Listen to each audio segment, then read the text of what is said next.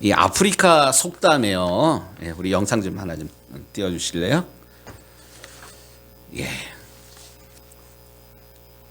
빨리 가려면 혼자 가고 멀리 가려면 함께 가라.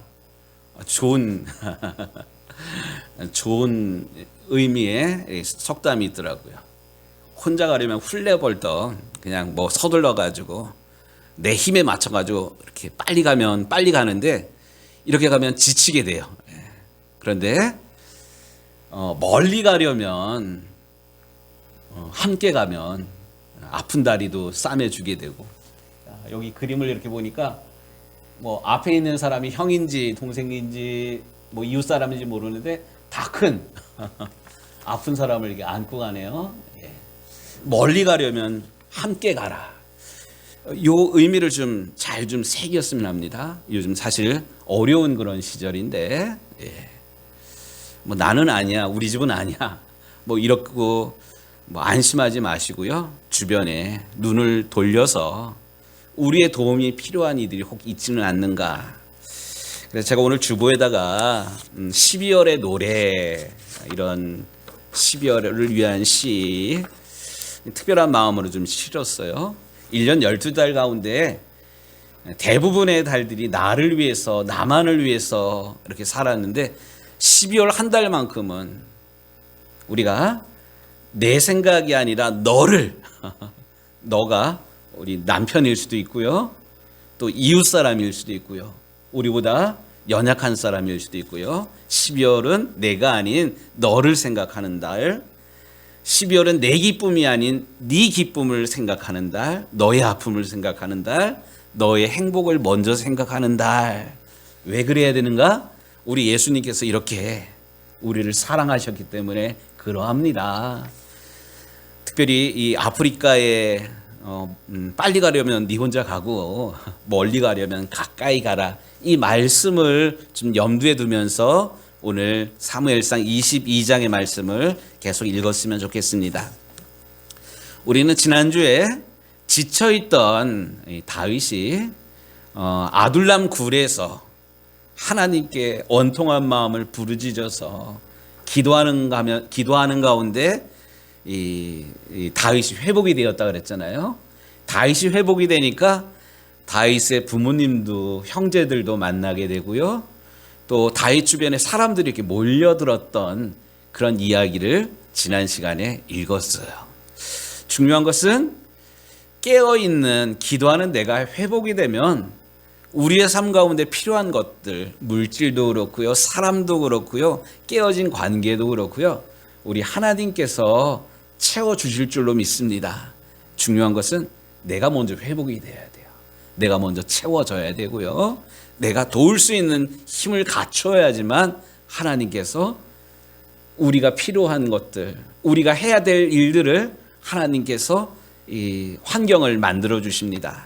그런데 오늘 말씀은 지난주에 아둘람 굴에서 다윗이 회복된 이야기를 읽었는데 그 다음 이야기가 바로 다윗이 이스라엘을 새롭게 하였다 이런 얘기가 아니라 전혀 생각지도 못한 또 다른 일들이 생깁니다. 오늘 말씀 6절 말씀에 보니까 22장 6절 말씀에 보니까 사울이 다윗과 그와 함께 있는 사람들이 나타났다함을 들으니라. 아둘람 굴에 다윗이 숨어 있고 거기에 사람들이 한 400명 정도 모였다 이런 이야기를 다윗이 듣습니다.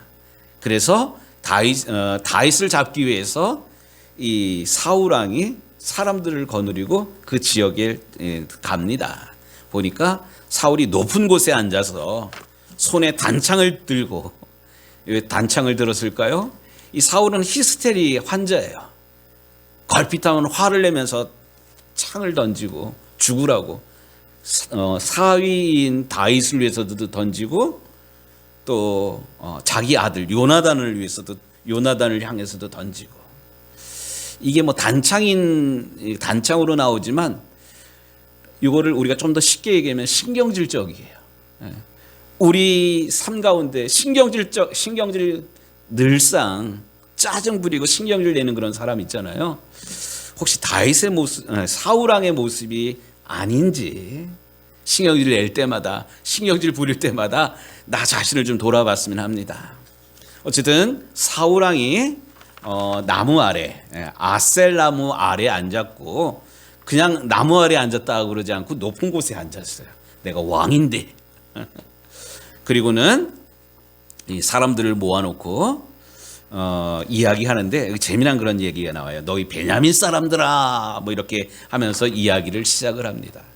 이 성경에 보면 오늘날로 우리 시대가, 우리 나라가 정치적으로 지금 극복해야 될 그런 문제들이 몇 가지가 있는데 그 중에 하나가 편가르기예요. 뭐 영남 사람, 호남 사람, 뭐 어디 사람, 이 지역 감정. 지금 사실 사울은 베냐민 지파 사람 맞아요.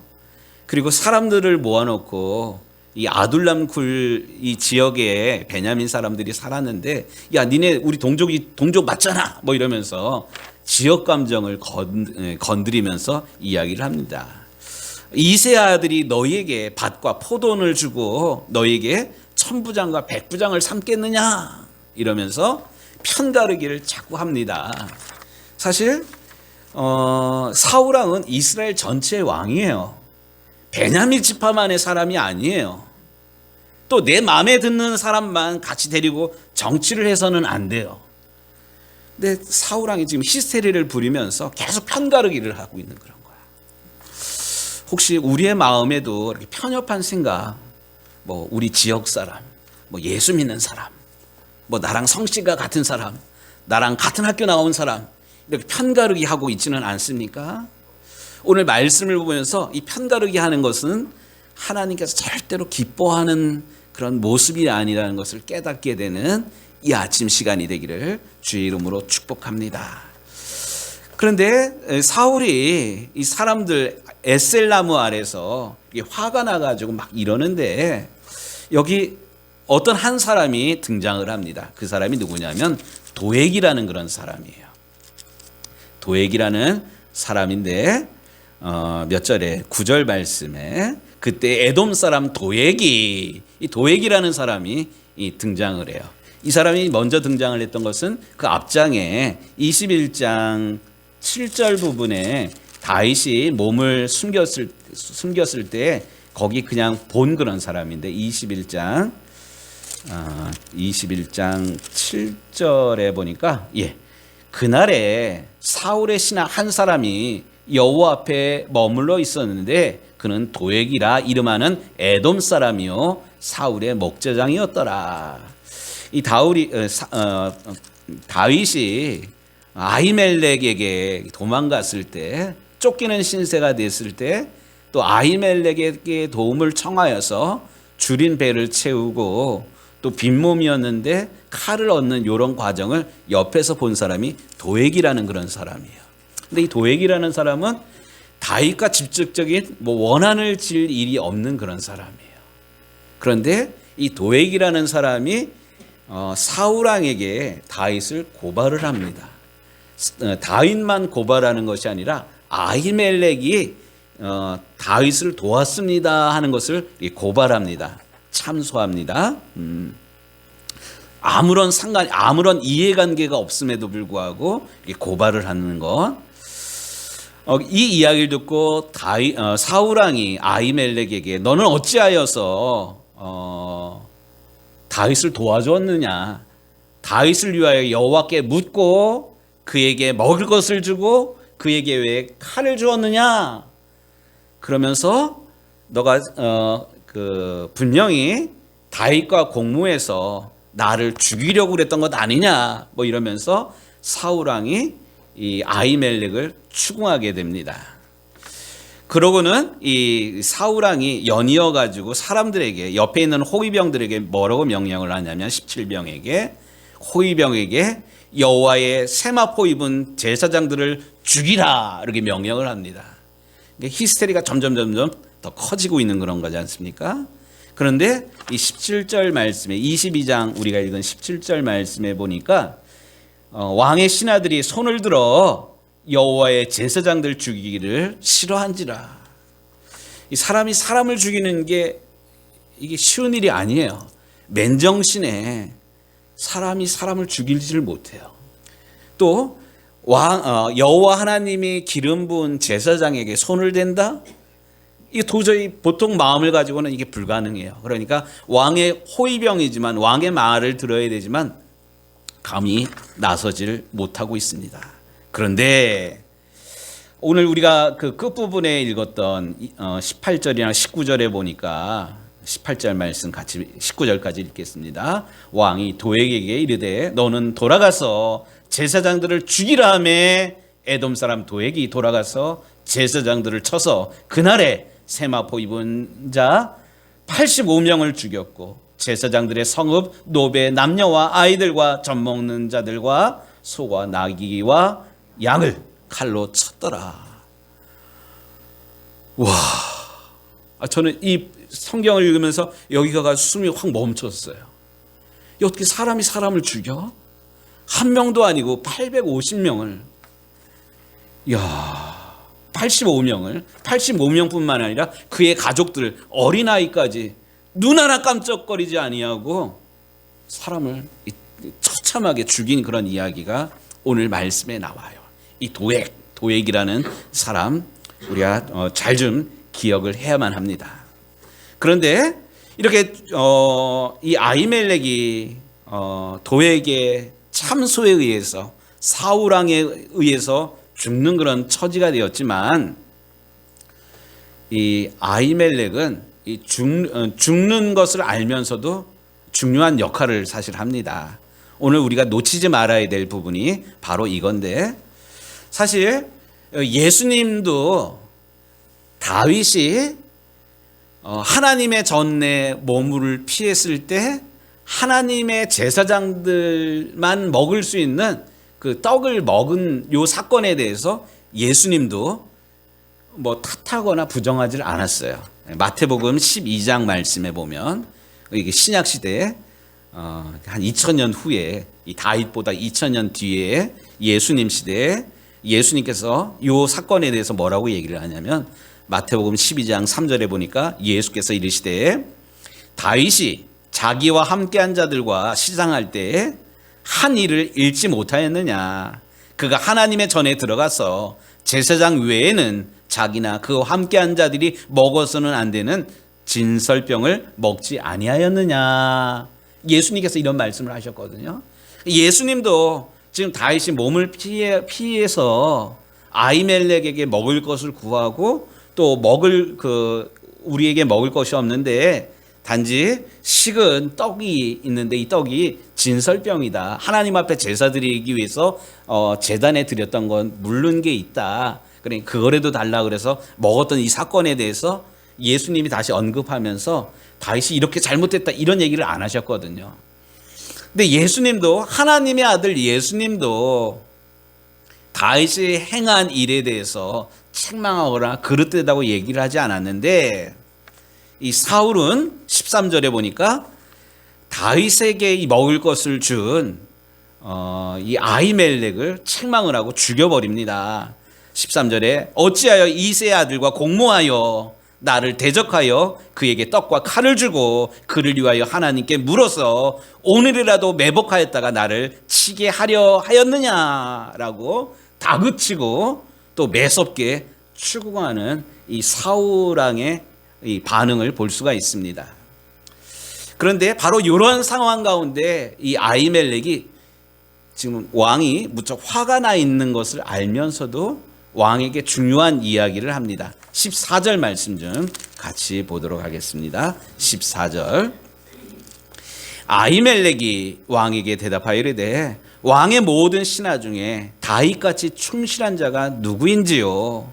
그는 왕의 사위도 되고 왕의 호위대장도 되고 왕실에서 존귀한 자가 아니니까. 다윗과 같은 충실한 자가 누구입니까? 뿐만 아니라 이 다윗은 왕의 사위이지 않습니까? 왕의 충실한 하인이 신하이지를 않습니까? 이러면서 지금 사울 왕이 히스테리를 부려가지고 너무 막 흥분해가지고 놓치고 있는 아주 중요한 사실에 대해서 막아서서 지금 사울 왕에게 아주 중요한 이야기를 하고 있습니다. 죽을 줄 알면서도. 저는 여기서 아주 중요한 영적인 의미 하나를 여러분들에게 소개하고자 합니다. 우리 다음 그림 좀 하나 좀 보여주셔요. 은택 집사님, 다음 그림. 영어 단어인데요. 인터섹션이라는 그런 단어예요. 인터섹션. 제가 언젠가 이런 말씀 한번 드린 적이 있는데, 중보 기도를 이야기할 때 중보 기도가 인터섹션이에요. 그러니까 중보 기도가 뭐냐? 다른 사람을 위해서 기도하는 그런 거잖아요. 다른 사람을 위해서 기도하는데 그냥 다른 사람 잘 되게 해주세요. 아픈 거 고쳐주세요. 뭐 축복해 주세요. 이런 정도가 아니라 여기 이제 인터라는 단어는 뭐뭐에 들어간다 이런 뜻이에요. 섹션은 어떤 영역이에요. 영역.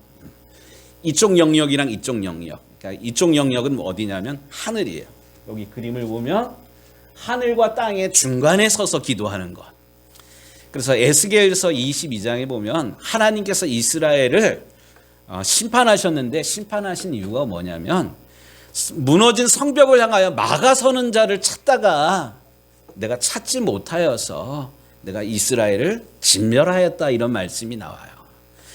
지금 여기 표현 죄송합니다. 여기 벽이 이렇게 있어요. 벽이 이렇게 있는데 이 벽이 오래돼가지고 수리를 하지 않아가지고 막 무너져.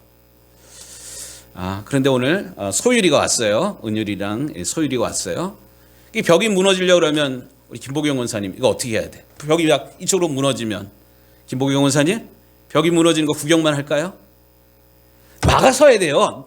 막아서서 내가 다치는 한이 있더라도 우리 애기들, 우리 손주들 눈에 넣어도 아프지 않을 아이들을 보호하는 게 이 부모된 정말로 가족을 사랑한다면 그렇게 해야 돼요. 이 중보기도가 바로 이거예요. 무너진 성벽을 향해서 누군가 막아서야 돼.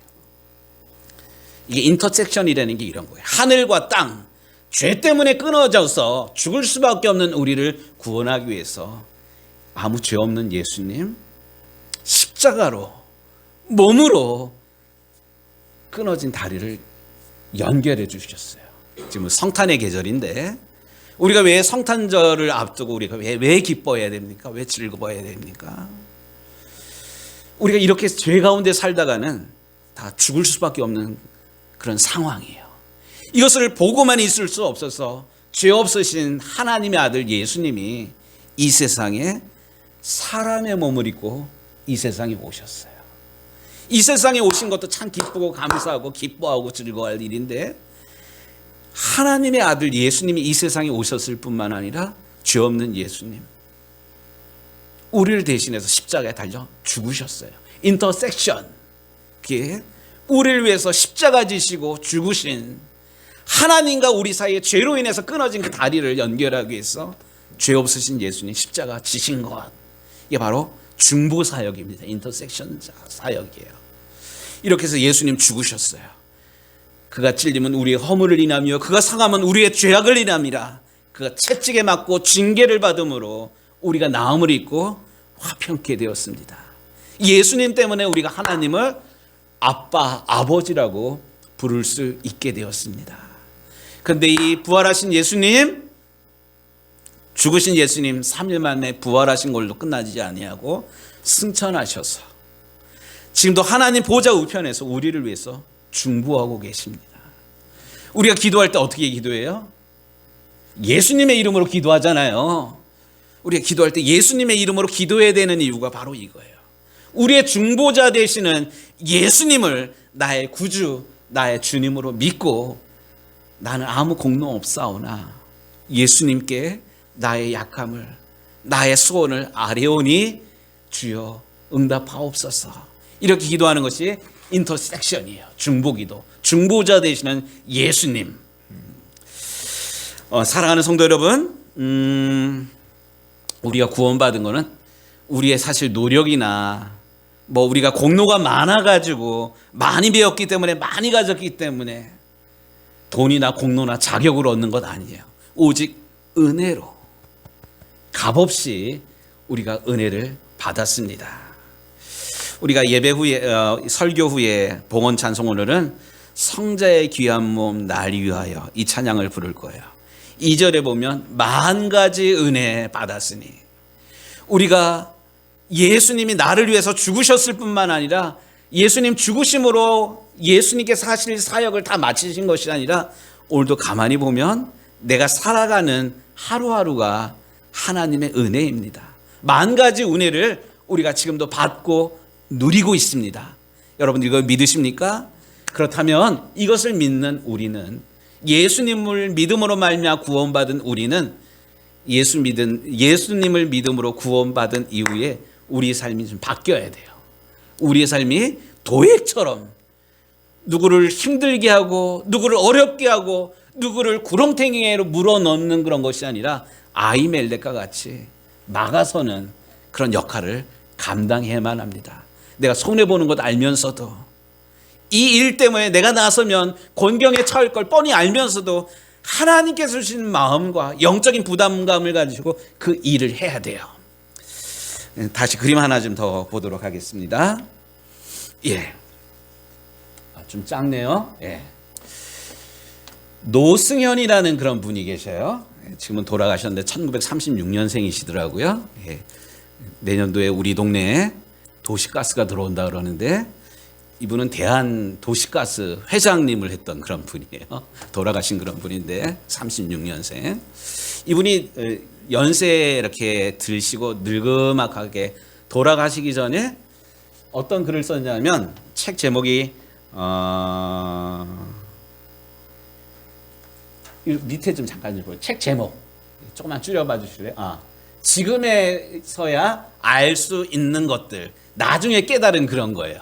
지금에서야 알 수 있는 것들. 여기 보면 좋습니다. 같이 좀 읽도록 하겠습니다. 성격은 얼굴에서 나타나고, 생활은 체형에서 나타나고, 본심은 행동에서 나타나고, 감정은 음성에서 나타나고, 배려는 먹는 방법에서 나타나고, 센스는 옷차림에서 나타나고, 스트레스는 피부에서 나타나고, 인간성은 약자를 대하는 태도에서 나타난다. 이 한 줄 한 줄이, 한 구절 한 구절이 아주 되게 의미가 있더라고요. 우리의 목소리라는 게 그냥 목소리가 아니라 음성만 들어도 그 사람의 성품을 사실 좀 알 수가 있어요. 또 그 사람의 태도를 보면 그 사람이 남을 배려하는 건지 욕심꾸러기인지 알 수가 있어요. 또 얼굴을 보면 그 사람이 어떤 인생을 살았는지, 저도 뭐 많이 산 건 아니지만 처음 뵙는 분이지만 그 사람의 인상만 봐도 첫인상을 통해서 이분이 어떤 사람인지 사실 조금 느낄 수 있겠더라고요. 근데 중요한 것, 구원받은 우리, 예수님의 은혜로 구원받은 우리가 나만을 위하는 삶이 아니라 값없이 은혜를 받았으니, 값없이 은혜로 구원을 받았으니 우리 값없이 나눠야 돼요. 특별히 어려운 사람들, 약자들, 나보다 못한 사람들을 대하는 태도가 표독스러워서는 안 돼요. 또 다른 사람들을 딛고 일어서려는 그런 모습이어서는 안 돼요. 정말 값없이 은혜를 받았음을 우리가 고백한다면 약자를 배려하는 그런 모습으로 우리가 예수님을 닮아가게 되기를 주의 이름으로 축복합니다. 오늘 말씀의 제목이 참소하는 자와 막아서는 자예요. 우리 유정교회 식구들은 평상시 여러분들의 말투에는, 여러분들의 행동에는, 여러분들의 살아가는 그 모습에는 참소하는 그런 모습이 더 많았습니까? 하나님이라면 여러분들의 그 모습을 과연 기뻐하실까요? 우리 하나님께서 원하시는 삶은 우리가 도액처럼 누구를 고발하고 참소하는 그런 사람들이 아니라 아히멜렉처럼 죽는 줄을 알면서도 막아서고, 설령 그 일 때문에 내가 손해를 보고 해코지를 당한다 할지라도 어려운 사람들, 곤경에 처한 사람들을 돕고 막아서는, 특별히 막아서서 기도하는 중보자들이 되기를 우리 주님의 이름으로 축복합니다. 아멘. 기도하겠습니다.